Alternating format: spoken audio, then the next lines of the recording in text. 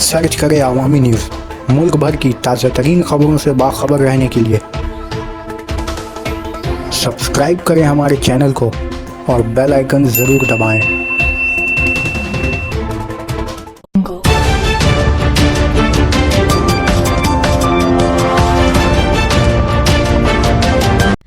महाराष्ट्र के भिवंडी इलाके में बिल्डिंग ढह जाने से 2 की मौत।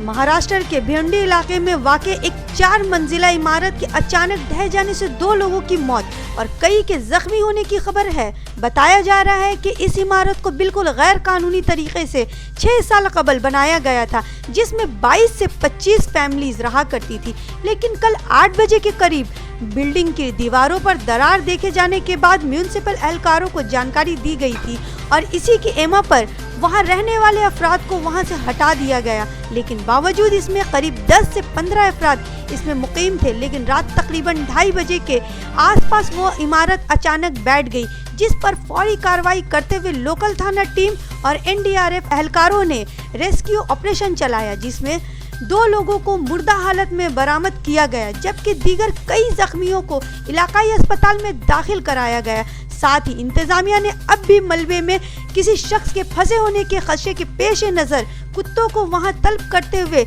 मलबे में दबे लोगों की तलाश मुहिम चला रखी है।